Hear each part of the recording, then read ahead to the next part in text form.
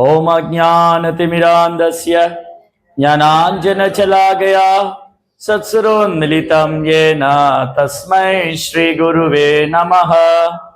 नमो ओं विष्णुपादाय कृष्णप्रेष्ठाय भूतले श्रीमते भक्तिवेदान्तस्वामीति नामिने।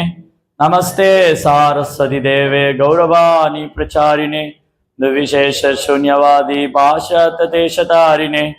जय श्री कृष्णा चैतन्य प्रभु नित्यानंदा श्री अद्वैत गदाधर श्रीवासदि गौर भक्त वृंदा। हरे कृष्णा कृष्णा कृष्णा हरे हरे, हरे राम राम राम हरे हरे। नमो महावदन्याय कृष्ण प्रेम प्रदायते कृष्णाय कृष्ण चैतन्य नामने गौरत्विसे नमः। श्री गौरंग महाप्रभु की, श्री चैतन्य चरितामृता की, श्रील प्रभुपाद की। हरे कृष्णा हरे कृष्णा। பக்தர் எல்லாருக்கும் என்னுடைய இனிமையான மாலை வணக்கம். இந்த சைத்தன்ய சரித்தாமிர்தம் தொடர் சத்சங்க வகுப்புல கலந்து இருக்கிற எல்லா பக்தர்களுக்கும் என்னுடைய பணிவான நமஸ்காரம்.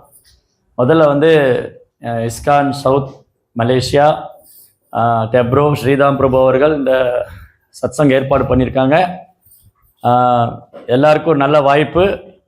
உங்களோடு சேர்ந்து நானும் சைத்தன்ய சரித்தாமிர்தம் படிக்கிறதுக்கு, சைத்தன்ய மகாவுடைய லீலைகள், மகாவுடைய மகிமைகள், அவருடைய நாம ரூப குணாதிசயங்கள் இதெல்லாமே ரொம்ப ரொம்ப சிறப்பு வாய்ந்தது. மகாபிரபு பற்றி கேட்பதற்கும் படிப்பதற்கும் நம்ம ரொம்ப பாக்கியம் பண்ணியிருக்கணும்.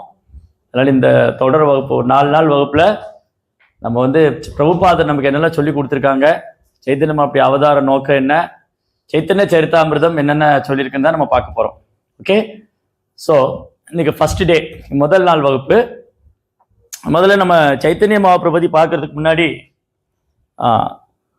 ஸ்கிரிப்சர்ஸோட கனெக்டிவிட்டி முதல்ல பார்க்கணும். ஸ்கிரிப்சர்ஸோட கனெக்டிவிட்டினா சாஸ்திரங்களுக்குள்ள சம்பந்தம் இருக்கு, தொடர்பு இருக்கு. ஒன்று பகவத்கீதை.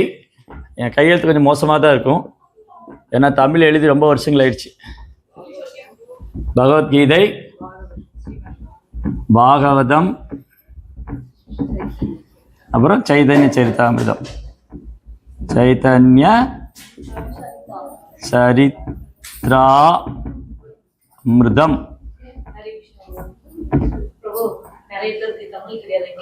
அப்படியா? ஓகே, எழுது இங்கிலீஷ்ல எழுதுமா? அப்போ ரொம்ப நல்லதா போச்சு. என் கையெழுத்து கொஞ்சம் இங்கிலீஷ் பெட்டரா இருக்கும். என் கையெழுத்து கொஞ்சம் இங்கிலீஷ் பெட்டரா இருக்கு தமிழோட. அதுவும் சுமாராக தான் இருக்கும், இருந்தாலும் அட்ஜஸ்ட் பண்ணிக்கங்க. So first day, okay, Chaitanya சரித்ராமிர்தா.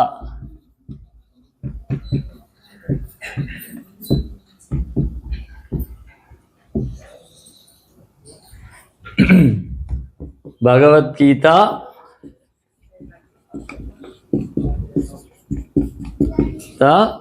Srimad Bhagavatam,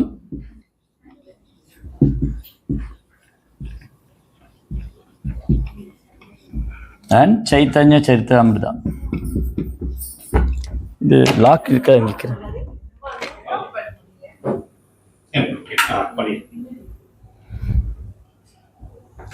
okay, Chaitanya சரித்ராமிர்தா.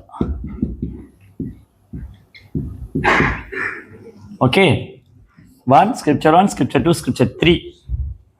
So நம்ம ஸ்ரீல பிரபுபாதர் நமக்கு எல்லாருக்கும் இந்த 3 ஸ்கிரிப்சர் ரொம்ப முக்கியமாக கமெண்ட்ரி விளக்கம் கொடுத்துருக்காரு. ஃபர்ஸ்ட் பகவத்கீதா, அப்புறம் ஸ்ரீமத் பாகவதம், அப்புறம் சைத்தன்ய சரித்தாமிர்தம். பகவத்கீதை மகாபாரதம் 5வது வேதம் சொல்லுவாங்க, 5th வேதா. மொத்தம் 4 வேதம் இருக்கு இல்லையா? என்னது 4 வேதா? ரிக், யஜு, சாம, அதர்வா. ஸோ பகவத்கீதை 5th, அதாவது மகாபாரதம் 5th வேதா. மகாபாரதம் 5வது வேதம். அந்த மகாபாரதத்தில் ரொம்ப முக்கியமான போர்ஷன் பகவத்கீதா. பிரபுபாத் பகவத்கீதைக்கு விளக்கம் கொடுத்துரு, கமெண்ட்ரி கொடுத்துருக்காரு. பிரபுபாவுடைய பகவத்கீதை கமெண்ட்ரி வேர்ல்டு ரெக்கார்ட். இவன் மேக்மிலன் கம்பெனி தான் இந்த புக்கை பிரிண்ட் பண்ணாங்க. பிரபுபாதர் பகவத்கீதைக்கு விளக்கம் கொடுக்கறதுக்கு முன்னாடி எவ்வளோ விளக்கங்கள் வந்து ஆங்கிலத்தில் இருக்கு, கமெண்ட்ரி இருக்கு. அவங்க சொன்னாங்க இந்த புக்கு மாதிரி நாங்கள் எதுவும் வெளியே டிஸ்ட்ரிபியூட் பண்ணி பார்த்ததே இல்லை, நிறைய பேர் இந்த எடிஷன் தான் வேணும்னு சொல்றாங்க. அப்ப என்ன காரணம்? ஏன் எல்லாரும் பகவத்கீதை இந்த எடிஷன் தான் வேணும்னு சொன்னாங்க? இதுக்கு முன்னாடி நிறைய புக் இருக்கு, நிறைய பகவத்கீதைக்கு நிறைய பேர் கமெண்ட்ரி கொடுத்துருக்காங்க, நிறைய பேர் இங்கிலீஷ்ல கமெண்ட்ரி கொடுத்துருக்காங்க. ஆனா ஏன் இந்த புக்கு தான் பிரபுபாவுடைய கமெண்ட்ரி தான் எல்லாம் வேணும்னு கேட்டாங்க? இது இருக்கணும் மெயின் தான். as it is, Bhagavad Gita as it is. பிரபுபாதர் வந்து பகவத்கீதை இன்ட்ரோடக்ஷன்ல பொருள் அறிமுகம், பகவத்கீதை அறிமுகத்தில் என்ன எழுதியிருக்காருன்னா, இந்த பகவத்கீதை புத்தகம் வழங்கியதுல எனக்குன்னு ஏதாவது தனி ஒரு சிறப்பு இருக்குன்னா அது என்னது? இந்த பகவத்கீதையை உள்ளது உள்ளபடி கொடுத்தது தான் என்னுடைய ஸ்பெஷல். பிரபுபாவுடைய ஸ்பெஷல் என்ன? பகவத்கீதையை எந்த மாற்றம் இல்லாம பகவான் சொல்லி அர்ஜுனன் எப்படி புரிஞ்சிட்டாரோ அது அப்படியே உள்ளது உள்ளவாறு கொடுத்தது. சரி, இது வந்து பகவத்கீதை வந்து கீதோபனிஷத், எல்லா உபநிஷத்தோடைய சாரம். பகவத்கீதை வந்து எல்லா உபநிஷத்தோடைய சாரம். ஆதிசங்கராச்சாரியர் என்ன சொல்றார் கீதா மகாத்மியத்துல? சர்வோ உபநிஷதோ காவோ, எல்லா உபநிஷத்தையும் எடுத்து ஒரு பசுவாக்கிட்டு, கிருஷ்ணர் வந்து ஆயர்குல சிறுவன், அவர் தான் பால் கறக்கிறவர், அர்ஜுனன் வந்து கண்ணுக்குட்டி. அந்த எல்லா உபநிஷத்தையும் சாரமா எடுத்து பசுவாக்கி அந்த பசு மடியில கிருஷ்ணர் பால் கறக்கிறாரு, அர்ஜுனன் கண்ணுக்குட்டி குடிக்கிறாரு. அந்த பால் தான் எது? அந்த பால் பகவத்கீதா. ஸ்ரீமத் பகவத்கீதா கி. சரி, அடுத்தது ஸ்ரீமத் பாகவதம். ஸ்ரீமத் பாகவதம் வந்து நிகம கல்பதரோர் கலிதம் சுகமுகா திருவ சம்வேதம் பிபத பாகவதம் ரசமாலயம். பாகவதம் வந்து எல்லா வேதங்களுடைய சாரம். சௌனகாதி முனிவர்கள் வந்து 6 கேள்வி கேட்டாங்க சூத கோஸ்வாமிட்ட. நைமிஷாரண்யங்கிற இடத்துல சூத கோஸ்வாமிட்ட சௌனகாதி முனிவர்கள் 6 கேள்வி கேட்டாங்க. அந்த 6 கேள்வி யாருக்கா தெரியுமா? ஒன்னொன்னா சொன்ன கூட போதும், எல்லாரும் 6 சொல்லணும்னு இல்லை, கை தூக்குங்க. அந்த 6 கேள்வி தெரிஞ்சவங்க. சௌனகாதி முனிவர்கள் சூத கோஸ்வாமிட்ட நைமிஷாரண்யங்கிற இடத்துல 6 கேள்வி கேட்டாங்க. யாருக்கா ஞாபகம் இருக்கா அந்த கேள்வியெல்லாம்? பாகவதம் ஃபர்ஸ்ட் கேண்டோல ஃபர்ஸ்ட் சாப்டர்ல அந்த ஃபர்ஸ்ட் கேண்டோட ஸ்டார்டிங் வந்து முனிவர்களின் கேள்விகள் தான். Sages, questions of the sages. நீங்க ஒன்று சொல்லுங்க. மைக் இருக்கா? ஒரு வாலண்டியர் எனக்கு வேணும், நீங்க வாங்க. சரி, 6 கேள்வியில் ஒன்னொன்னா பார்ப்போம். அவங்க ஒரு கேள்வி சொல்றோம். ஒரு ஜீவராசி அதனுடைய முதல் தர்மம் என்ன, அதாவது பரோதர்மம் என்ன அப்படிங்கிறதுதான் முதல் கேள்வி. பரோதர்மம் என்னன்னு கேட்கல, இல்ல அது கேட்கல. அது கேள்வி என்னன்னா, பகவான் இந்த பூமி விட்டு மறைஞ்சிட்டாரு, தர்மம் எல்லாம் எங்க அடைக்கலம் கொண்டிருக்கு? பகவான் கிருஷ்ணர் இருந்தப்போ பூமி தர்மம் எல்லாம் அவர்கிட்ட இருந்தது. பகவான் இந்த பூமி விட்டு மறைஞ்சிட்டாரு, இப்ப தர்மம் எங்க இருக்கு? Okay, very good. ஸோ ஒரு கொஸ்டின் வந்து, ஃபர்ஸ்ட் கொஸ்டின் வந்து தர்மா வந்து எங்க இப்போ ஷெல்டர் எடுத்திருக்கு? தர்மா வந்து இப்போ எங்க அடைக்கலம் எடுத்திருக்கு? ஷெல்டர். தர்மா இப்போ எங்க ஷெல்டர் ஆயிருக்கு? சரி, அடுத்து செகண்ட் கொஸ்டின் என்னது?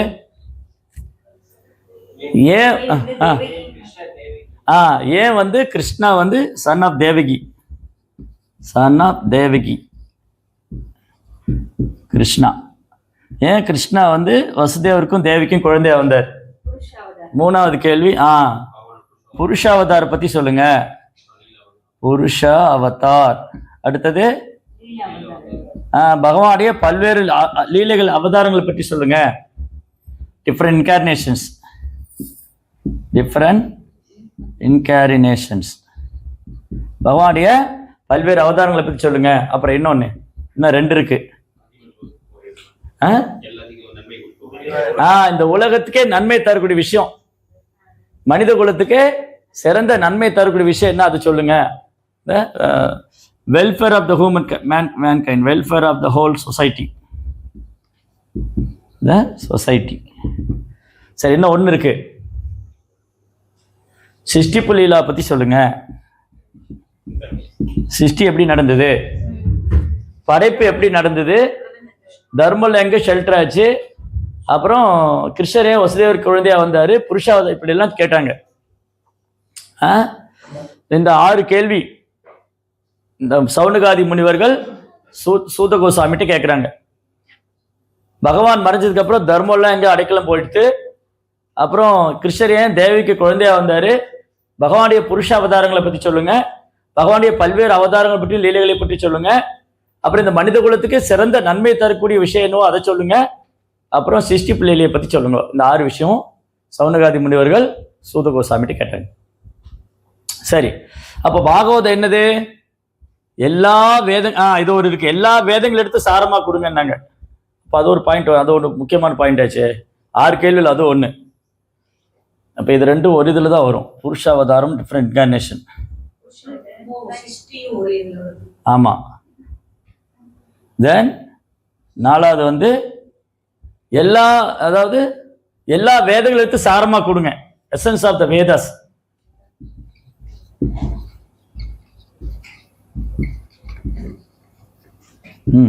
எல்லா வேதங்களும் எடுத்து சாரமா கொடுங்க. அந்த எல்லா வேதங்களும் எடுத்து சாரமா கொடுத்தா ஸ்ரீமத் பாகவதம் ரசமாலயம். எசன்ஸ், ஆல் த வேதாவோட எசன்ஸ். பகவத்கீதை எல்லா உபனிஷத்தோடைய சாரம், பாகவதம் எல்லா வேதங்களுடைய சாரம். அப்ப சைத்தன்ய சரிதாமிரதம் என்ன இருக்கட்டும். சரி, இப்ப சைத்தன்ய சரிதாமிரதம் என்னன்னு தெரிஞ்சுக்கிறதுக்கு முன்னாடி நம்ம என்ன பண்ணணும்னா, பகவத்கீதை எங்க ஸ்டார்ட் பண்ணிச்சு, எங்க எண்ட் ஆச்சு? வெரி குட், எல்லாம் தெரிஞ்சு வச்சுக்கீங்க, பரவாயில்லையே, குட். பகவத்கீதை எங்க ஸ்டார்ட் ஆச்சு? என்ன சந்தேகம்? நான் யாரு? அர்ஜுனனுக்கு ஒரே குழப்பமா இருக்கு. இந்த யுத்தம் பண்ணலாமா வேண்டாமா, சரியா தப்பா, தர்மமா அதர்மமா, பாவம் வந்து சேருமா? 5 காரணம் சொல்லி வாதம் பண்ணார். பகவத்கீதை முதல் அத்தியாயத்துல கிருஷ்ணட்ட அர்ஜுனன் 5 காரணம் சொன்ன. ஞாபகம் வச்சுக்கீங்களா? யாராவது என்னென்ன காரணம் சொன்னார்? இந்த யுத்தம் பண்ண மாட்டேன்னு சொல்லி 5 காரணம் சொன்னார். முதல்ல பாவம் ஃபர்ஸ்ட் என்ன சொன்னாரு? அது ஸ்டெப் பை ஸ்டெப்பா வரணும். ஃபர்ஸ்ட் என்னது? ஸ்வஜனா. ஸ்வஜனா மீன்ஸ் என்னுடைய உறவினர்கள், இவங்களோட போய் நான் சண்டை போடணுமா? என்னுடைய குருமார்கள், என்னுடைய குரு இருக்காரு, என்னுடைய தாத்தா பீஷ்மர் இருக்காரு, என்னுடைய மாமன்மார்கள், மைத்துனர்கள், சகோதரர்கள். ஸ்வஜனா. துஷ்வேமம் சஜனம் கிருஷ்ணா யூஸ்வம் சமுபாத்சிதம் ஸ்ரீதத்தி மம காத்ராணி முகம்ஷ பரிசுஷதி. கிருஷ்ணா, என்னால இங்க நிக்க முடியல, என் உடம்பெல்லாம் நடுங்குது, வாயெல்லாம் குளருது, வயிறு குடுத்துட்டு நிக்குது, கண்ணுல தண்ணி வருது.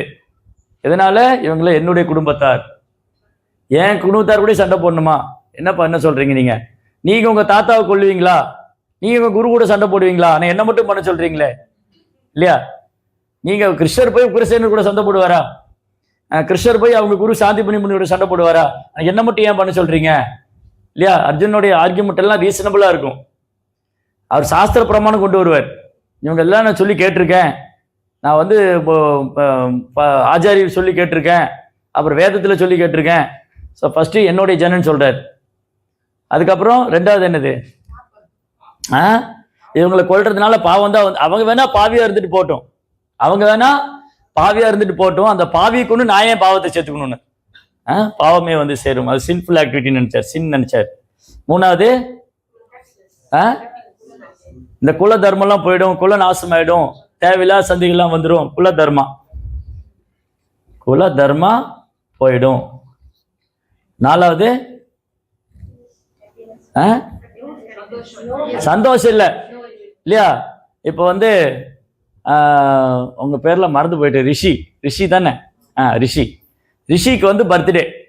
ரிஷியோட பர்த்டேக்கு அவங்க அம்மா வந்திருக்காங்களா? இங்க இல்ல, பாட்டி வந்திருக்காங்க. என்ன பண்ண, கதவை அடைச்சிட்டு, இன்னைக்கு ரிஷியோட பர்த்டே யாருக்கிட்டையும் சொல்லக்கூடாது, நானு அப்பா அம்மா மட்டும் செலிப்ரேட் பண்ணணும். அப்படி பண்ணுவாங்களா? ரிஷியோட பர்த்டே எல்லாரையும் கூப்பிட்டு பெரிய கிராண்ட் ஃபெஸ்டிவலா பலூன்லாம் மாட்டி கேக்கெல்லாம் வச்சு ஃபீஸ்ட் எல்லாம் கொடுத்து நாசிலமா கறிப்பாப்பெல்லாம் போட்டு கறி குழம்பெல்லாம் வச்சு அப்புறம் என்ன தெரியுது, இன்னைக்கு என்ன பிரசாதம்? மீகோரிலாம் போட்டு இதெல்லாம் பண்ணி செலிப்ரேட் பண்ணுவாங்களா? இதெல்லாம் பண்ணிட்டு அவங்க 2 பேர் 3 பேர் அப்பா அம்மா மட்டும் சாப்பிட்டுக்கணும். அப்ப செலிப்ரேஷன் எங்க இருக்கு? எல்லாரும் இன்வைட் பண்ணணும். அப்ப சந்தோஷம். அப்ப அர்ஜுன் என்ன நினைக்கிறாரு? என் ஜனங்கள்லாம் கொண்டுட்டா எனக்கு எப்படி சந்தோஷமாகும்? கிம்னோ ராஜேன கோவிந்தா, இந்த ராஜ்யம் கிடைச்சா எனக்கு என்ன பிரயோஜனம் கிருஷ்ணா? என் சொந்தக்காரங்களாம் இறந்து போயிடுவாங்க, நான் செலிப்ரேட் பண்றதுக்கு யாருமே இருக்க மாட்டாங்க, நான் இப்ப என் என்ஜாய்மெண்ட் போயிடும். என்ஜாய்மெண்ட் போயிடும். நான் எப்படி என்ஜாய் பண்ண முடியும்? இன்னும் ஒண்ணு பாக்கி இருக்கு, தேவையற்ற கருணை. அந்த கருணையில அர்த்தமே இல்லை. ஏன் அந்த கருணையில் அர்த்தம் இல்லை? சோகால் கம்பேஷன். ஏன்னா அர்ஜுன் உடலை பார்த்துட்டு இருக்கார், இந்த உடலை நினைச்சிட்டு கவலைப்பட்டு இருக்கார். So compassion. நீங்க சைத்தன்ய சரிதாமிரதம் எடுக்க வந்தீங்களா, பகவத்கீதை எடுக்க? நீங்க சைத்தன்ய சரிதாமிரதம் எடுக்க வரேன்னு சொல்லிட்டு பகவத்கீதை எடுத்துட்டு இருக்கீங்களே. பட் இதெல்லாம் நம்ம ரிகலெக்ட் பண்ணிக்கிறோம். ஸோ இந்த 5 காரணங்கள் சொன்னார் அர்ஜுனன். என்னென்ன சொன்னாரு? என்னுடைய ஜனங்கள் நான் கொல்ல மாட்டேன், எனக்கு அதுல சந்தோஷம் இல்லை. அவங்களை கொண்டா எனக்கு சந்தோஷம் கிடைக்காது, துக்கம் தான் வரும், பாவம் தான் வந்து சேரும், குலதர்மம் போயிடும். இதெல்லாம் எனக்கு ரொம்ப இறக்கமா இருக்கு, அதனால நான் பண்ண மாட்டேன் அப்படி சொல்லிட்டு அர்ஜுனன் தலையில கை வச்சு உட்காந்துட்டார். யுத்தம் பண்ண மாட்டேன்னு உட்காந்துட்டார். அப்ப கிருஷ்ணர் என்ன சொன்ன சொல்லுங்க? கம்பேஷன். மனக்குழப்பம் தான். அந்த குழப்பத்தினால வந்த கம்பேஷன், ஸ்பெகுலேஷன். அந்த குழப்பத்தினால வந்து கூட இறக்கம். அது உண்மையான இறக்கம் இல்லை. உண்மையான இறக்கம்னா என்னது? ஆத்மாவுக்கு படக்கூடியது உண்மையான இறக்கம். ப்ரோப்பா என்ன 2 எக்ஸாம்பிள் கொடுப்பாரு. ப்ரோப்பா என்ன உதாரணம் தருவாரு? நான் மலேசியாவில் வந்து ஒரு குளம், இங்கே குளம் ஏரியா தான் இருக்கா இருக்கு, என்னை கூட்டின்னு போனாங்க. அங்கே நான் விழுந்துட்டேன். அப்போ வந்து பிரபு 2 பேரும், அந்த முகுந்தா பிரபு முரளி பிரபு கரையில் நின்று பேசுகிறாங்க. ஜெகதான் பிரபு வெளியில் வந்து அவருக்கு நான் வந்து இட்லி தோசையெல்லாம் பண்ணி கொடுப்பேன், ரொம்ப பிடிக்கும். அவர் பேசிட்டு இருக்கார். அவர் இல்லை, நான் அவருக்கு முதல்ல ட்ரெஸ் வாங்கி கொடுப்பேன். அப்போ முதல்ல என்னை தண்ணிலேருந்து காப்பாற்றணும். என்னை தண்ணிலேருந்து காப்பாற்றாம அவர் வெளியில் வந்தால் நான் இட்லி வாங்கி கொடுப்பேன், தோசை வாங்கி கொடுப்பேன், அவருக்கு ட்ரெஸ் வாங்கி கொடுத்து நான் பூக்கி செத்து போயிடுவேன் இல்லையா? ஸோ அப்படின்னா என்ன அர்த்தம்? இந்த உடலுக்கு இறக்கப்படுறதோட முதல்ல ஆன்மாவுக்கு இறக்கப்படணும். அதுதான் உண்மையான இறக்கம். உடலுக்கு இறக்கப்படுறத விட ஆன்மாவுக்கு இறக்கப்படணும். அர்ஜுனன் இப்ப என்ன இறக்கப்படுறாரு? உடலுக்காக இறக்கப்படுறாரு இல்லையா? ஸோ அதனால இப்போ அர்ஜுனனுக்கு ஒரு முடிவுக்கு வர முடியல, குழம்பி போயிட்டார். அப்போ பகவத்கீதை குழப்பத்தில் ஆரம்பிச்சது. அந்த குழப்பத்துக்கான தீர்வு எப்படி கண்டுபிடிச்சாரு அர்ஜுனன்? நமக்கு குழப்பம் இருந்தா என்ன பண்ணணும்? சரண்டர்லாம் கடைசி தான், ஃபர்ஸ்ட் சரண்டர் கிடையாது. குருட்ட போகணும். அர்ஜுன் என்ன சொன்னார் கிருஷ்ணரை பார்த்து? கார்பண்ய தோசோ பிரகத ஸ்வபாவா பிச்சாமித்தாம் தர்மச்சமூட சேதாக யஷ இஷா நிஷிதம் புருஹி தன்மே சிஷ்யஸ்தேகம் சுவாதிமாம் துவாம் பிரபன்னம். கிருஷ்ணா, எனக்கு ரொம்ப குழப்பமா இருக்கு. இந்த யுத்தம் பண்றதா வேண்டாமா, சரியா தப்பா, நல்லதா கெட்டதா, ஒன்றும் புரியல. அதனால நான் உங்களை சரணாகதி பண்ணிடுறேன், நீங்களே சொல்லிக் கொடுங்க இல்லையா? நீங்க எனக்கு குருவா இருந்து என்னை வழி நடத்துங்க. இப்போ பகவத்கீதை வந்து அறியாமையில தொடங்கியது. அதனால கிருஷ்ணர் என்ன சொன்னார்? ஃபர்ஸ்ட் 2nd சாப்டர்ல பகவத்கீதை 2ஆம் அத்தியாயத்துல முதல்ல அர்ஜுனனை பார்த்து கிருஷ்ணர் என்ன சொன்னாரு? நீ ஒரு முட்டாள்னு சொன்னார். அசோஷானா நன்னசோஷத்வம் பிரஜாவாதாம்ச பாஷசே கதாசூன கதாசூம் ச நானு சோசந்தி பண்டிதா. அர்ஜுனா, நீ ஒரு பெரிய பண்டிதன் மாதிரி பேசின, நான் கூட உன்னை ரொம்ப புத்திசாலின்னு நினைச்சேன். ஆனா நீ எதுக்கெல்லாம் கவலைப்படக்கூடாதோ அதுக்கெல்லாம் கவலைப்பட்டு இருக்க. அறிஞர்கள் வாழ்பவர்க்கோ மாண்டவர்க்கோ வருந்துவதில்லை இல்லையா? அதனால ஸோ கிருஷ்ணன் என்ன ஃபர்ஸ்ட் கிருஷ்ணன் என்ன பண்றாரு? ஆத்ம விஞ்ஞானம் சொல்லி கொடுக்குறாரு. ஆத்மா என்ன, உடல்னா என்ன இல்லையா? இப்போ பகவத்கீதை அறியாமையில தொடங்கியது. Bhagavad Gita start from ignorance. எங்க முடிஞ்சது? சரண்டர். 10ஆம் அத்தியாயத்தில் அர்ஜுனன் சரண்டர் ஆயிட்டார். சரி, பகவத்கீதை நீங்க 3ஆ டிவைட் பண்ணும். First chapter, 2nd chapter and after 9th chapter. After 9th chapter. First சாப்டர்ல கிருஷ்ணர் அர்ஜுன் எப்படி பேசிக்கிறாங்க? ஃப்ரெண்டு. 2nd சாப்டர்ல கிருஷ்ணர் அர்ஜுன் எப்படி பேசுறாங்க? 2nd ல இருந்து 9 வரைக்கும் குரு சிஷ்யா. 10th சாப்டர் வந்து என்ன நடக்குது? சர்வவேத கிருதம் மன்யேன் மா வசதி கேசவா நகீதே பகவன் வித்துன்னா பிதுர் தேவன தானவா. கிருஷ்ணா, நீங்க சொன்னதெல்லாம் நான் ஏத்துக்கிறேன். உங்களை வந்து தேவர்களோ தானவர்களோ தைத்தியர்களோ அறிய முடியாது. அதுக்கு இது வந்து 10.14 10.12 and 13 என்ன சொல்லுது? 10.12 and 13 பரம் பிரம்ம பரம் தாம பவித்ரம் பரமம் பவான் புருஷம் சாஸ்வதம் திவ்யம் ஆதி தேவம் அஜம் பிஹு. கிருஷ்ணா, நீங்க தான் இந்த பரபிரம்மம், நீங்க தான் தூய்மையானவர், பவித்ரம். பரம் பிரம்ம பரம் தாம, நீங்க தான் உன்னதமான வசிப்பிடம். பகவான் இடம் தான் உன்னதமான வசிப்பிடம், பகவான் தான் உன்னதமான வசிப்பிடம். பரம் பிரம்ம பரம் தாம பவித்ரம், தூய்மையானவர். புருஷா, புருஷோத்தமன். புருஷம், ஆதி தேவம், தேவருக்கு முன்னாடி இருந்தே இருக்கீங்க. அஜம், பிறப்பற்றவர். விபும், எல்லையற்றவர். ஆதி தேவம், அஜம், விபு. அது வந்து பாருங்க, அர்ஜுனன் வந்து கிருஷ்ணருடைய ஃப்ரெண்டு, அதனால புகழ்றாரு. இப்ப நம்ம இங்க யாராவது போய், இங்க எவ்வளவு பக்தர் இருக்கோம், 40-50 பேர் இருக்கோம். இப்ப வெளியில போய் கிருஷ்ணர் தான் முழு முதற் கடவுள்னா என்ன சொல்லுவாங்க? நீங்க ஹரே கிருஷ்ணால இருக்கீங்க, அதனால அப்படிதான் சொல்லுவீங்க. நீங்க ஹரே ராம் ஹரே கிருஷ்ணால இருக்கீங்க, அதெல்லாம் நீங்க கிருஷ்ணர் தான் முழு முதற் கடவுள்னு சொல்லுவீங்கன்னு உடனே குடுத்திடுவாங்க இல்லையா? ஓகே, இது கரெக்ட் ஆகுமா?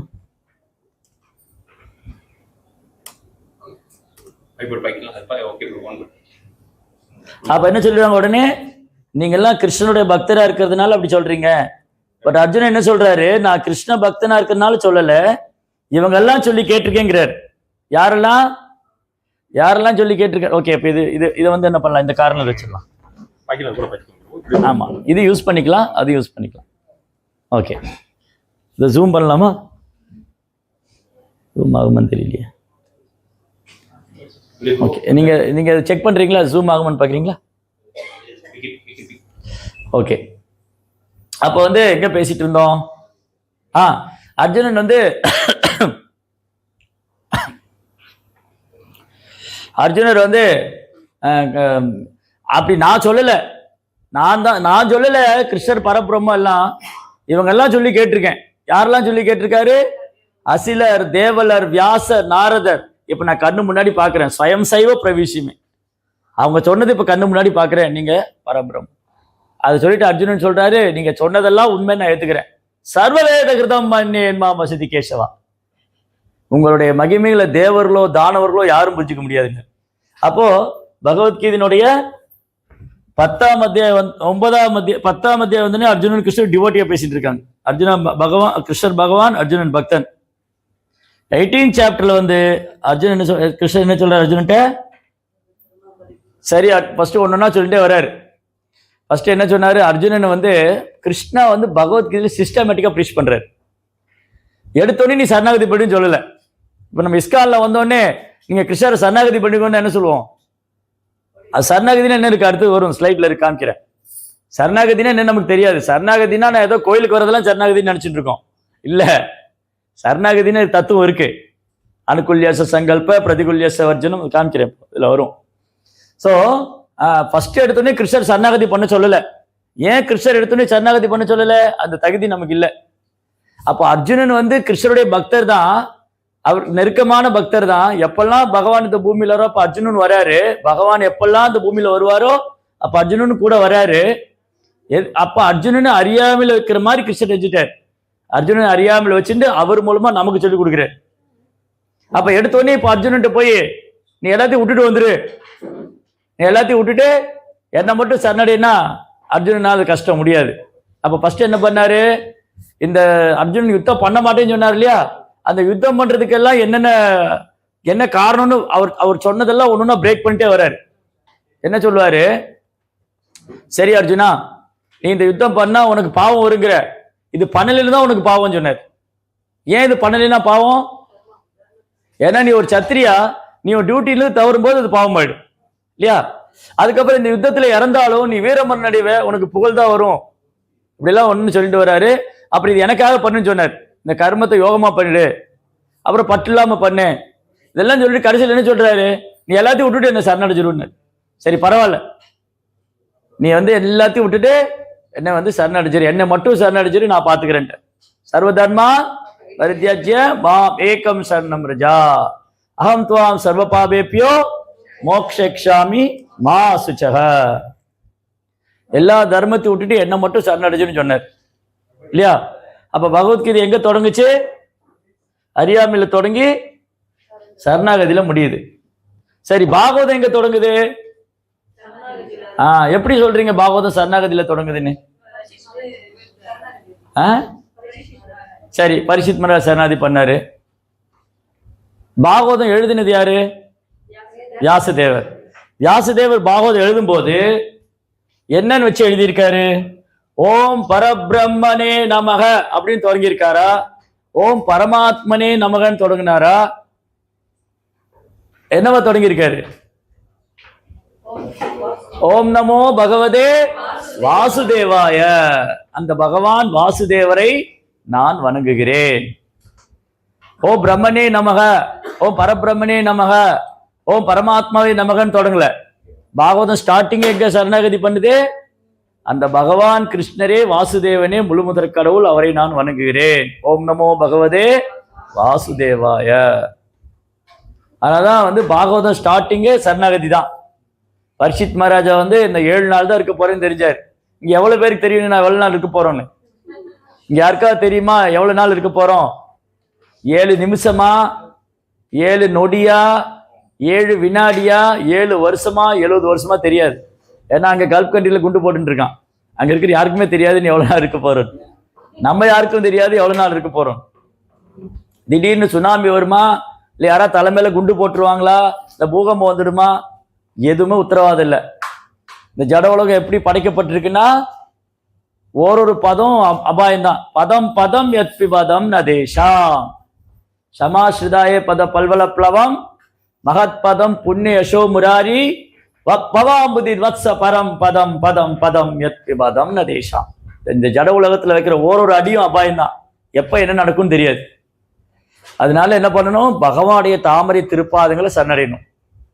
அப்படி யார் ஒருத்தர் பகவானுடைய தாமரை திருப்பாத்தை சரணடிச்சிட்டாங்களோ அவங்களுக்கு இந்த பௌதிக துன்பம்லாம் இருக்கு இல்லையா, இந்த குண்டு போடுறது, பூகம்பம் வருது, உடலால வர்றது, இயற்கையினால வருது, மற்ற ஜீவராசியில வருது, எல்லா துன்பமும் கன்றுக்குட்டியோடைய காலடியில தேங்கின தண்ணி மாதிரி ஆயிடும். கண்ணுக்குட்டியோடைய கால் தடவுல இருக்கும், இவ்வளவுதான் கால் குழம்பு. அது பூமியில வச்ச உடனே ஒரு குழி ஆகும். அது சின்ன குழந்தை கூட ஈஸியா கிராஸ் பண்ணிடும். அப்படி சரணடையாதவங்களுக்கு இந்த பௌதிக துன்பம்லாம் பெரிய சமுத்திரம் மாதிரி இருக்கு, ரொம்ப கஷ்டம். சரியா? அப்ப பாகவதம் சரணாகதியில தொடங்குது. பாகவதம் சரணாகதியில தொடங்குனா அப்ப எங்க முடியுது?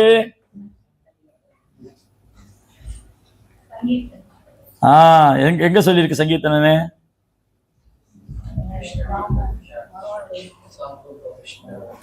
நாம சங்கீர்த்தனம் யஸ்ய சர்வ பாவ விநாசனம். நாம சங்கீர்த்தனம் பண்ணுனா ஒருத்தர் எல்லா விதமா பாவத்திலிருந்து விடுபடுவாங்க. நாம சங்கீர்த்தனம் தொடங்குது. சரி, நாம சங்கீர்த்தனத்துல முடியுது. பாகவதம் எங்க தொடங்கியது? சரணாகதியில். எங்க முடிஞ்சது? நாம சங்கீர்த்தனத்துல முடியுது. சரி, இப்ப சைத்தன்ய சரிதாமத்து வருவோம். சைத்தன்ய சரிதாமத்து எங்க தொடங்குது? நாம் சங்கீர்த்தனம். ஸ்ரீ கௌரங்க மகாபிரபுக்கு எப்படி சொல்றீங்க சைத்தன்ய சரிதாமத்து நாம சங்கீர்த்தனம் தான் தொடங்குச்சுன்னு? மகாபிரபு பிறக்கும் போதே எல்லாம் ஹரிஹரின்னு சொல்லிட்டு இருந்தாங்க இல்லையா? மகாபிரபு இந்த பூமியில வரும்போதே அன்னைக்கு சந்திர கிரகணம் நம்ம படிப்போம். அடுத்து நாளை செஷன்ல எங்க பார்த்தாலும் ஹரிநாமம் ஒழிச்சுட்டே இருக்கு. எல்லா பக்தர்களும் கங்கையில போய் குளிச்சுட்டு அன்னைக்கு சந்திர கிரகணம் வந்தது. எல்லாம் குளிச்சு ஹரி ஹரி கேட்கல, ஹரி ஹரி ஹரி ஹரி நீ கொண்டு வந்து அந்த சத்தமா சொல்லணும். ஹரி ஹரி ஹரி ஹரி எல்லாம் சான் பண்றாங்க. அப்ப எல்லாரும் சேன் பண்ணாங்களே, முஸ்லீம் எல்லாம் என்ன பண்ணாங்க? அவங்களும் இமிடேட் பண்ணாங்க. என்ன இன்னைக்கு இந்து எல்லாம் ஹரி ஹரின்னு சொல்றாங்க. அப்ப அவங்களும் ஹரி ஹரின்னு சொல்றாங்க. யாரை பார்த்தாலும் ஹரி ஹரின்னு சொல்லிட்டு இருக்காங்க. அப்பதான் மகாபிரபு தோன்றார். அப்ப சைத்தன்ய சரிதாமிர்தம் நாம சங்கீர்த்தனம் தோன்றியது. எங்க முடியுது? பரவாயில்லையா, எல்லாம் தெரிஞ்சு. அப்ப கிளாஸ் எடுக்க வேண்டாம் போல இருக்க, எல்லாம் முடிஞ்சுது. பிரேமத்துல முடியுது. கிருஷ்ண பிரேம். ரைட்? சைத்தன்ய சரிதாமிர்தம் கிருஷ்ண பிரேமத்துல முடியுது. அப்படின்னா என்ன அர்த்தம்னா, Bhagavad Gita bachelor degree, Bhagavatam master degree, இது பிஎச்டி. சரிங்களா? பகவத்கீதை படிக்கிறது பேச்சுலர் டிகிரி. டைரக்டா பிஹெச்டிக்கு வந்துட்டீங்களா? அது பிரபுபாடைய கருணை. பிரபுபாடைய கருணையால டைரக்டா சைத்தன்ய சரிதாமிர்தம் படிக்கலாம். பட் சிஸ்டமேட்டிக் ஸ்டடினா ஃபர்ஸ்ட் பகவத்கீதா. பிரபுபா என்ன பண்ணாரு? ஃபர்ஸ்ட் பகவத்கீதை டிரான்ஸ்லேட் பண்ணாரு, அப்புறம் பாகவதம் டிரான்ஸ்லேட் பண்ணாரு, தென் சைத்தன்ய சரிதாமிர்தம். இந்த 3 புஸ்தகத்தையும் பிரபுபாடைய விளக்கத்தை படிச்சுட்டா இனி நம்ம படிக்க வேண்டியது ஒன்றும் இல்லை, தெரிஞ்சுக்க வேண்டியது ஒன்றும் இல்லை. இந்த லைஃப் டைம்ல இந்த 3 புஸ்தகத்தை புரிஞ்சுட்டா இனி புரிஞ்சுக்க வேண்டியது ஒன்றும் இல்லை. ஒரு கௌடிய வைஷ்ணவருக்கு, ஒரு வைஷ்ணவருக்கும் கௌடிய வைஷ்ணவருக்கு இந்த 3மே போதுமானது. பிரபுபார் கொடுத்துருக்காரு, பகவத்கீதைக்கு விளக்கம் கொடுத்துருக்காரு, பாகவதத்துக்கு விளக்கம் கொடுத்துருக்காரு, சைத்தன்ய சரிதாமத்துக்கு விளக்கம் கொடுத்துருக்காரு.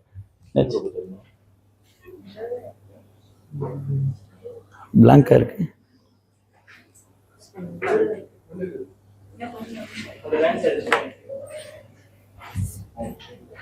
அதனால பகவத்கீதை ஆரம்ப பாடம், பகவத்கீதை ஆரம்ப பாடம் தான், அதே புரிய மாட்டேங்குது.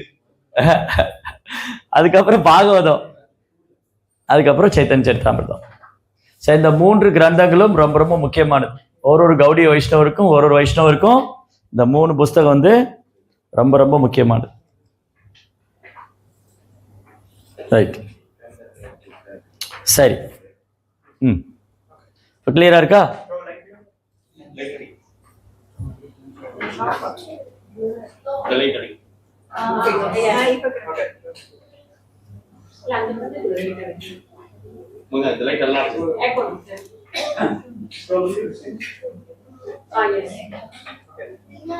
जय जय श्री चैतन्य जय नित्यानंद,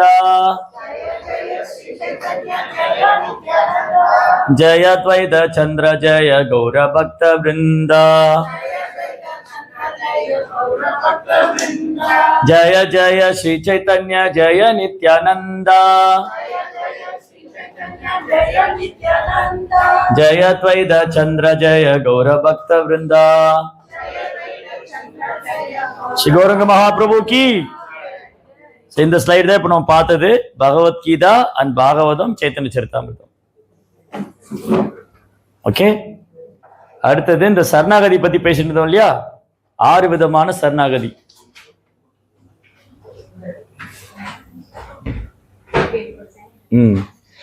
அனுகூல்யஸ்ய சங்கல்ப பிரதிகூல்யஸ்ய வர்ஜனம் ரக்ஷதிதி விஸ்வாசோ கோப்ருதே வர்ணம் ததா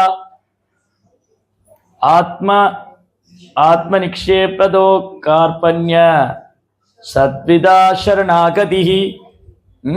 அனுகூல்யஸ்ய சங்கல்ப, கிருஷ்ண பக்திக்கு என்ன சாதகமா இருக்கோ அதை மட்டும் ஏத்துக்கணும். கிருஷ்ண கான்சிக்கு எது ஃபேவரபிளா இருக்கோ, கிருஷ்ண உணர்வுக்கு எது சாதகமா இருக்கோ அது மட்டும் எடுத்துக்கணும். பிரதிகூல்யஸ்ய வர்ஜனம், கிருஷ்ண உணர்வுக்கு எது சாதகமா இல்லையோ அதை விட்டுடணும். ரக்ஷசிதி விஸ்வாசோ, பகவான் மட்டும்தான் என்னை காப்பாற்ற முடியும், வேற யாரும் எனக்கு உதவி செய்ய முடியாது. To desire only in accordance with the desire of God. பகவான் விருப்பத்துக்கு எது சாதகமா இருக்கோ, கிருஷ்ண உணர்வுக்கு எது சாதகமா இருக்கோ அது மட்டும் எடுத்துக்கணும். Reject what is not in favour of devotion. Krishna பக்தி எது சாதகம் இல்லையோ அதை விட்டுடணும். இது நம்ம எல்லாருக்கும் அந்த பழகி இருக்கோம். இஸ்கானுக்கு வர்றதுக்கு முன்னாடி சில விஷயங்கள் நமக்கு பக்திக்கு சாதகம் இல்லாம இருக்கும், அதை விட்டுட்டோம். அப்புறம் பக்திக்கு என்ன சாதகமா இருக்கோ அது மட்டும் எடுத்துக்கிறோம். அதுக்கப்புறம் பகவான் மட்டும்தான் என்னை காப்பாற்றுவார், அந்த ஒரு நம்பிக்கை மட்டும் வேணும்.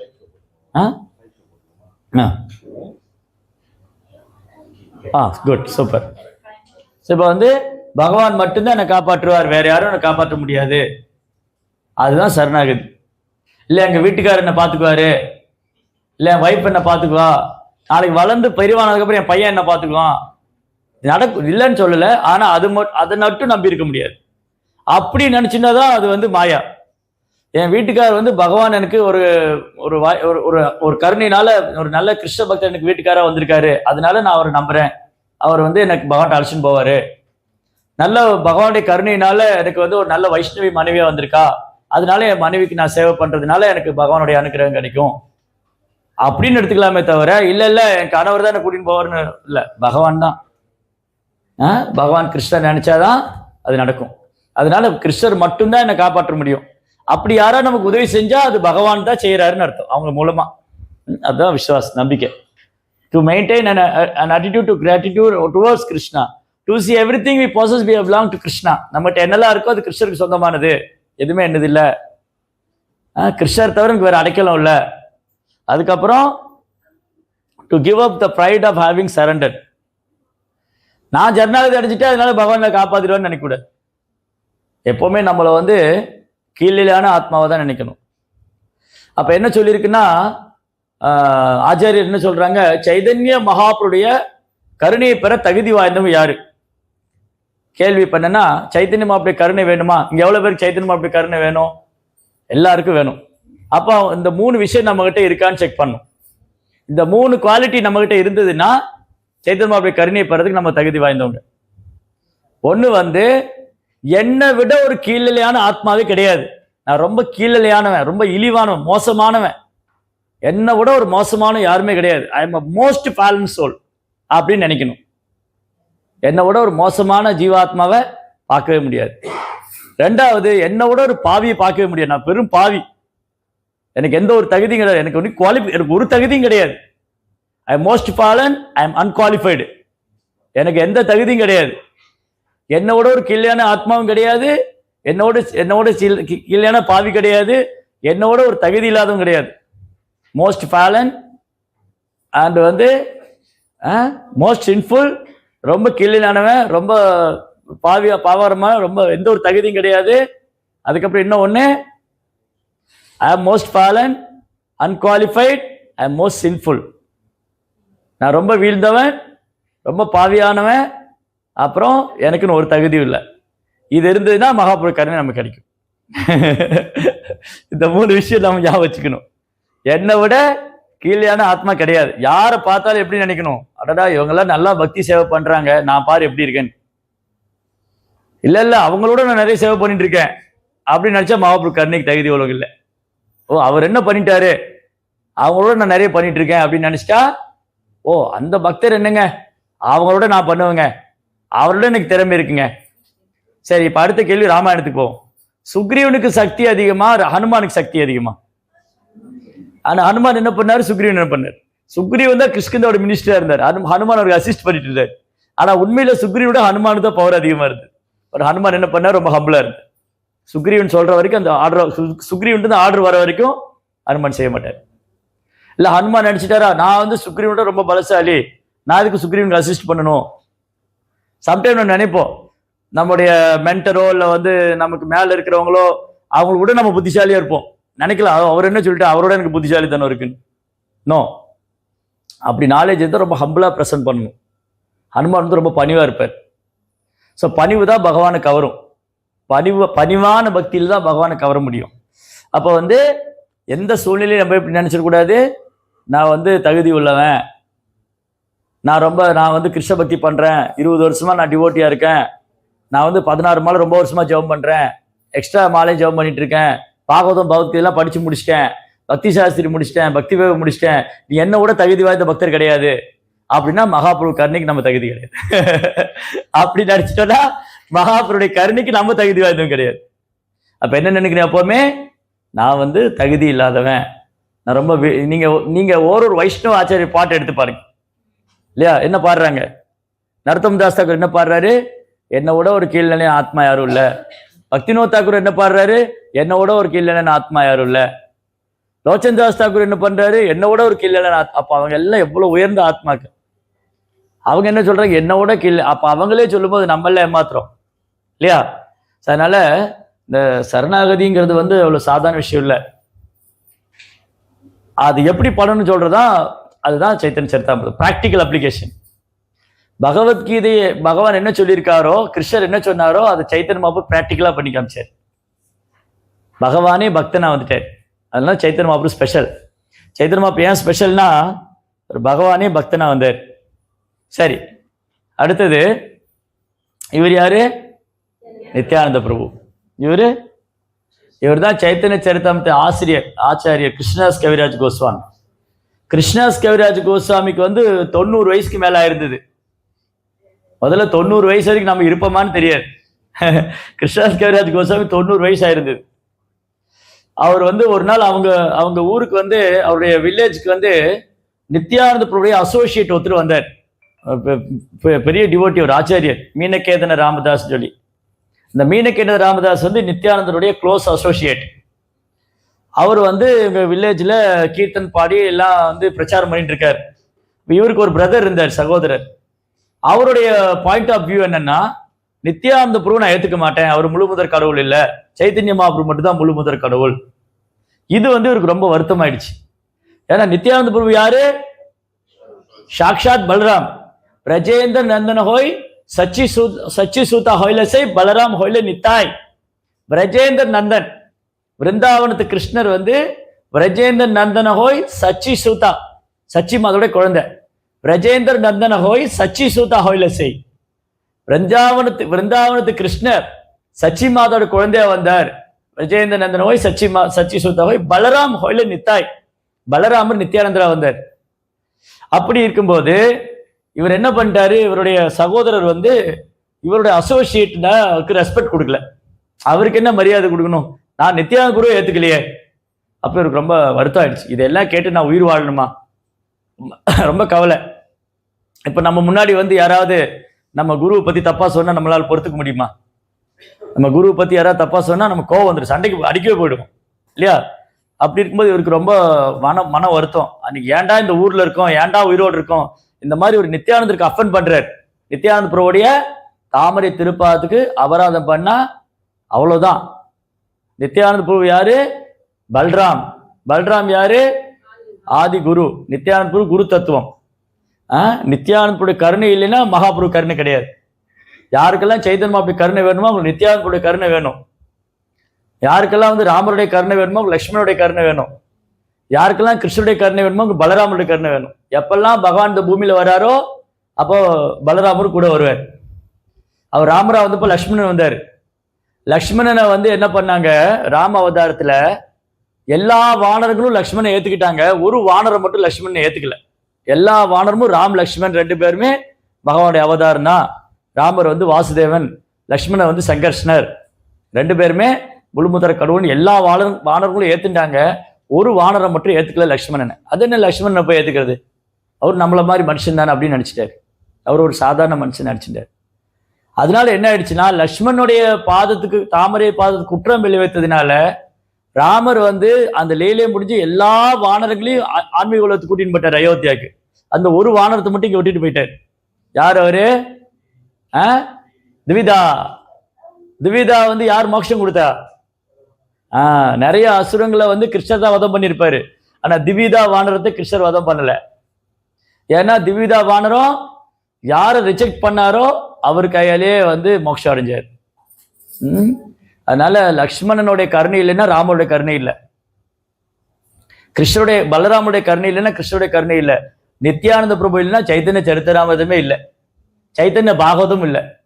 சைத்தன்ய மாபு லீலைகளை வந்து ரெண்டு முக்கியமான கிரந்தம், ஒன்று வந்து சைத்தன்ய சரித்தாமிர்தம், இன்னொன்று சைத்தன்ய பாகவதம், இன்னொன்னுக்கு சைத்தன்ய சரிதா, இன்னொன்னுக்கு சைத்தன்ய மங்கள். சைத்தன்ய மங்கள் எழுதியவர் வந்து லோச்சன் தாஸ் தாக்கூர். சைத்தன்ய சரித்தான்னு எழுதியவர் முராரி குப்தர். சைத்தன்ய சரித்தாமிர்தம் கிருஷ்ணாஸ் கவிராஜ் கோஸ்வாமி. சைத்தன்ய பாகவதம் பிருந்தாவன் தாஸ் தாக்கூர்.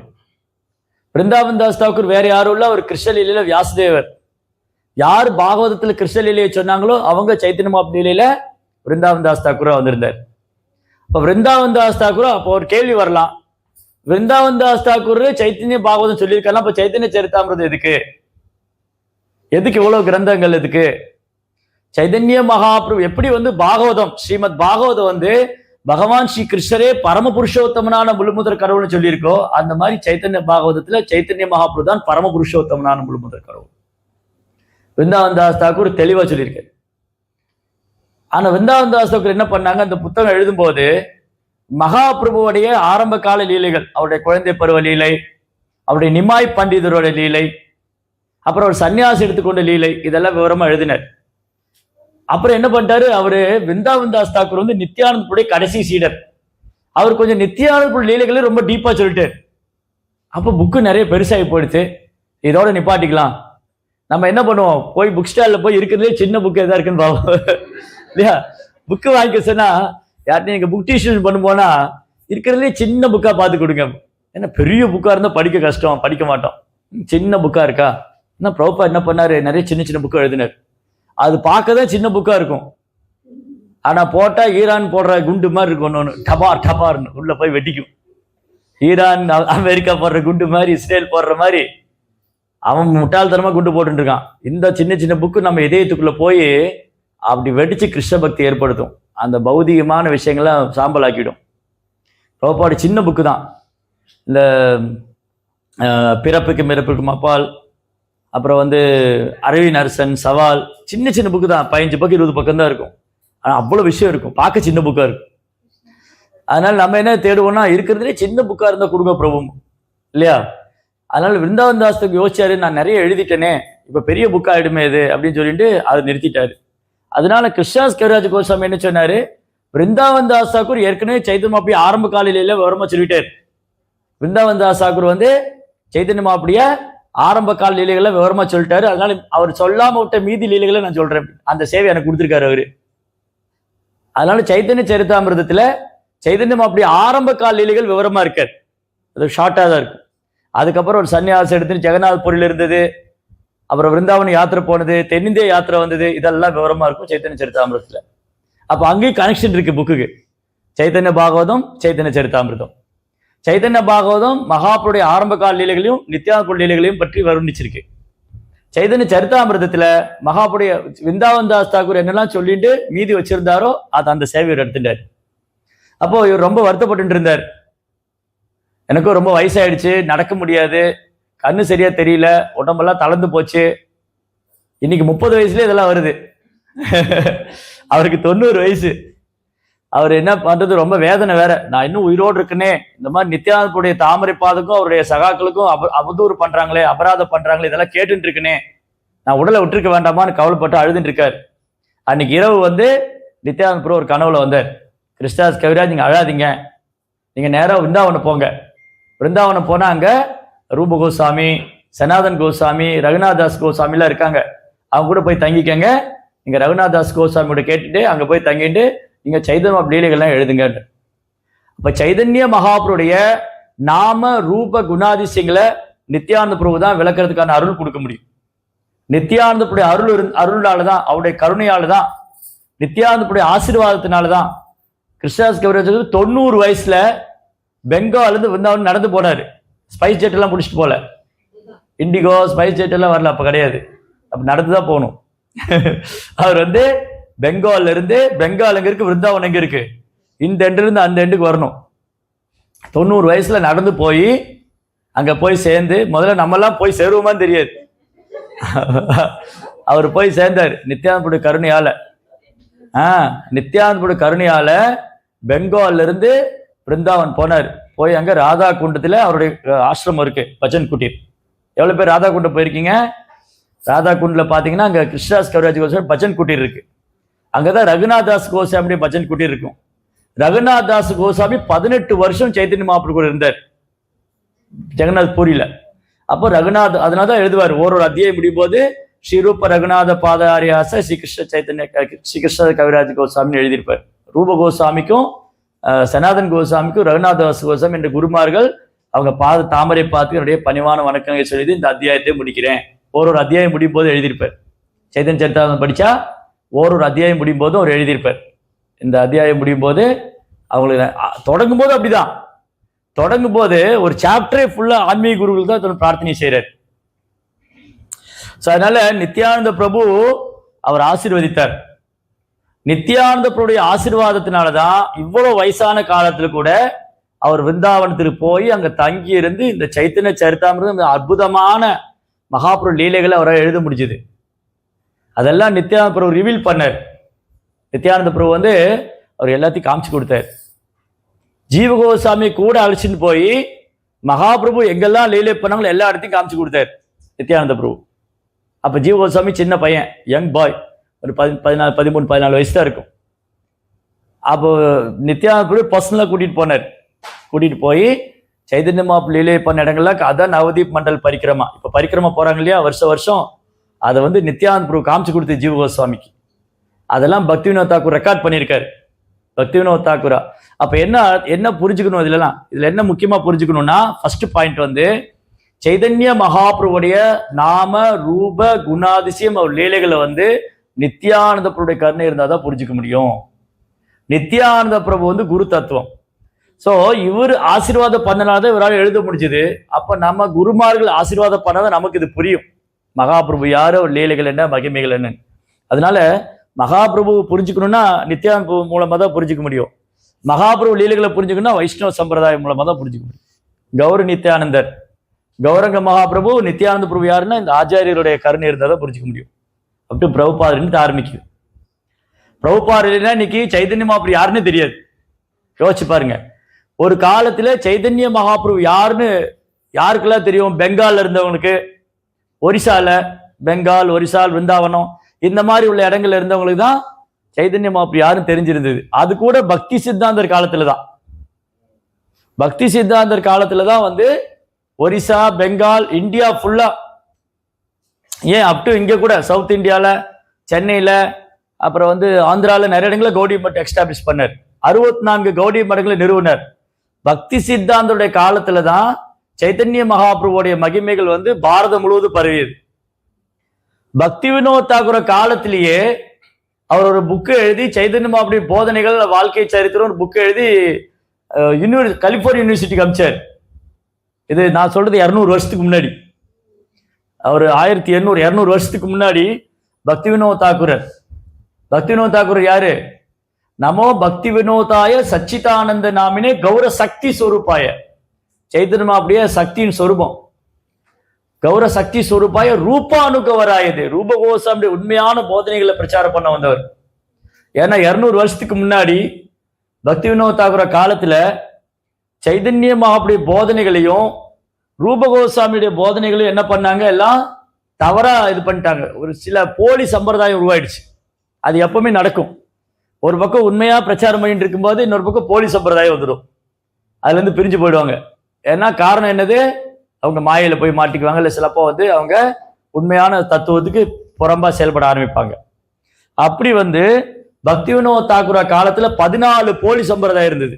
1 2 இல்ல, 14 போலி சம்பிரதாயம். அவுலா, பகுலா, சகிபகி, ஜாதி கோஷானி, ஸ்மார்த்தா, சகஜியா, அந்த மாதிரி கௌரங்க நகரி மாதிரி ஒரு ஒன்னொன்னுக்கு விளக்கம் இருக்கு. இவங்கெல்லாம் யாரு, என்னென்ன பண்ணாங்கன்னு.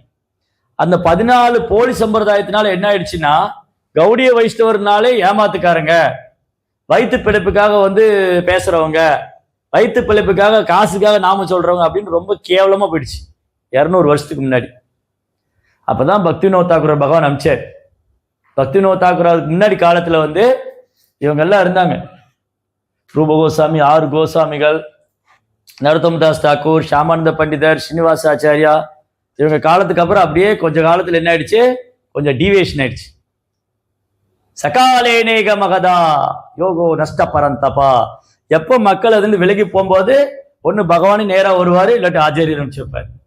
அப்ப பக்தி வினோத் தாக்கூர் வந்து என்ன பண்ணாங்க? அந்த போலி சாமியார்களை விரட்டி விட்டுட்டு உண்மையான சைதன்ய மகாபிரபுடைய போதனைகள், ரூபகோசாமியுடைய உண்மையான போதனைய பக்தி வினோத் தாக்கூர் எஸ்டாப்ளிஷ் பண்ணார். அதனாலதான் சொல்றோம், நமோ பக்தி வினோதாய சச்சிதானந்த நாமினே. ஒரு சாதாரண நபர் இல்ல அவரு.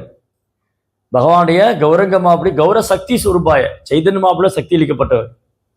ரூபகோசாமி சைதன்ய மகாபிரபு சக்தி அளிக்கப்பட்டவர். எல்லா ஆச்சாரியரும் பகவானான சக்தி அளிக்கப்பட்டவங்க.